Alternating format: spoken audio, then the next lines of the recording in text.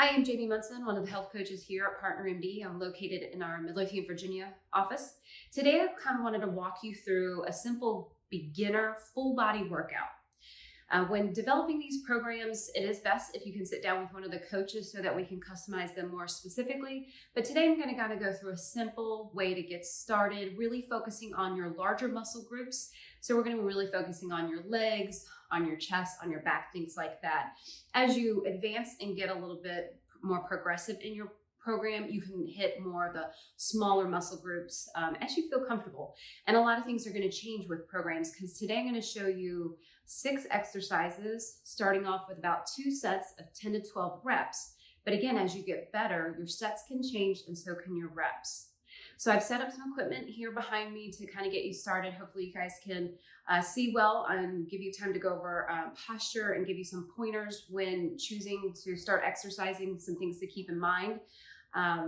If you have any questions after you've watched this video, feel free to post it in any of our comment feeds and I'll get back to you and answer anything that you may have after watching. Okay, so I'm going to hang back. So to get started with, we want to focus on some of your larger muscle groups. So as I stated, the legs. The nice thing is you can do a lot of exercises here at home. This is where I do all my exercising as well, and you don't need a lot of equipment. So today's workout is really going to minimize how much stuff you need. So even if I do use equipment, I'm going to tell you how you can use stuff without having to make large purchases. So the first thing is just going to be a squat. So you want your feet a little bit more than hip width apart, toes pointed outward. The big thing is when you go to sit back, you want to make sure you're actually hinging backwards and sitting back toward a chair as if you're going to try and find it and barely touch your bottom on it. So you'll do these for about 10 to 12 reps, just squatting up and down. Knees are over my ankles, and I will do a rotation here for you. So this is the first exercise, just a simple squat. As you get more comfortable with this, you could hold dumbbells on either side, one in the middle, up here. Again, the big thing is chest up. I'm not leaning forward. My chin remains open. I can put a fist in between my chin and my chest so that my airways are open correctly too and my spine is in line. So you want to make sure you're following that. If you're having trouble doing squats as I demonstrated, squat down to a chair behind you, maybe not as low as this bench, something a little higher, and do chair stands. You can also put a giant stability ball behind you on the wall and do those so you have a little bit more support. So again, when you build these programs, there's a lot of ways you can twist them up. While I'm up and free, I'm going to show you another exercise. Our second exercise is going to be lunges. Lunges can be done in different ways. You see people walking through gyms doing lunges. You see them standing in one place. So I'm going to show you forward and backward. In my experience, many people, when they do forward lunges, have a tendency to carry their body forward, so you want to be careful. So when you do a standing forward lunge, you're going to take a small step out, but the back leg that's staying back here needs to drop straight down. So when you go forward, you're going to lunge out, this knee drops down, and you come straight back up. I'm not going forward and making big motions in that direction. You're up and down. You step forward, down, and then straight up. Typically for many, I have people start off with a reverse lunge because they have a better time keeping their posture. So chest is up in a reverse lunge, still one step back. The leg that drops back, drops straight down and back up and step forward. And then you do again. And so you do 10 reps on the right, 10 reps on the left.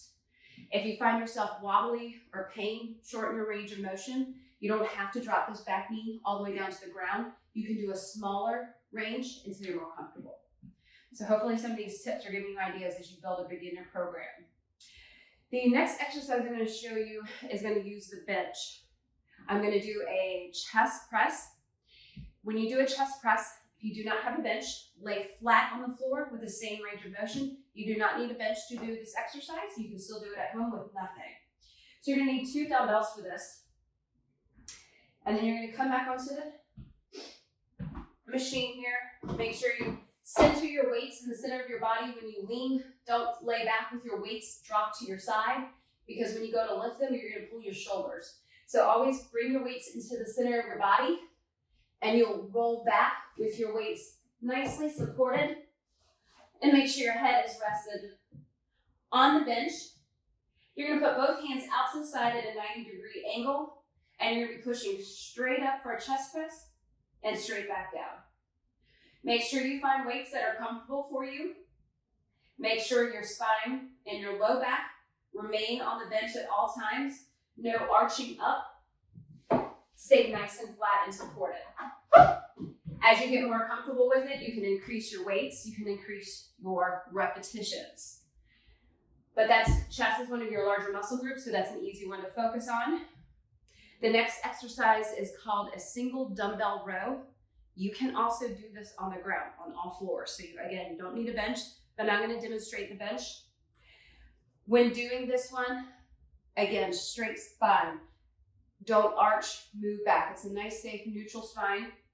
You're going to put your left knee on a bench, on a chair, and your upper arm on the bench as well. And I'm going to be lifting with my opposite side of my body. The big thing is, where I wanted you to see this angle, is to notice my back alignment. I'm straight, I'm not arched, I'm not hunched, I'm not slumped over. Nice and flat. You can stick a ruler from my tailbone through my neck. And you'll drop your arm down, and you're just going to row up at a 90-degree angle. So I'm going to switch so you can see my arm that's actually in motion. And when you do that from this side, you'll see my arm in motion. My elbows being pulled up along the side of my body, along my ribs, and back down. My shoulders are not swinging forward. I'm literally pulling up like a string is attached to my elbow, and it's coming right along the side of my body. So very important. So please make sure your spinal posture is correct. If you're worried, meet with your health coach so we can properly review the form. Injuries are quite common when people get started, and typically it's low back injuries due to posture being incorrect. All right, so the other exercise I want to show you is the shoulder press, another large muscle group for you. You can do these seated, standing, either way. You can do them on a ball. I'm just going to show you seated. If you have a bench at home that actually this can come all the way up when you get started, that's great. Or if you have a chair, you can slide all the way back in so your back is fully supported. It is good. A lot of people have a tendency to arch their back off the chair going forward, and it's going to put a lot of strain on your low back. So keep that in mind, pay attention. And a shoulder press, you want to make sure your feet are flat on the ground out in front of you, nice and comfortable. Looking forward the entire time. Again, my fist, apple trick right here. Don't be looking down. You're going to close off your airways. You're also going to hurt your spine. Look straight forward, chin up, eyes forward the entire time. Chest up, shoulders are rolled back when you press. A lot of people have a tendency to put their shoulders in their ears, and you're going to cause a neck strain. So when you do a shoulder press, you can start off with both dumbbells, 90-degree angle, simply going up and back down. If two at one time is too much, that's fine. Lower one down, press up, lower. Then switch arms. So you can either do 10 one at a time or 10 both together. For any of my impingement shoulder patients, I have informed many to do inward. So you bring your elbows from out to a 90-degree angle inward, and you're gonna press up and press down. It takes a lot more relief off the joint, and so that may assist you when building programs.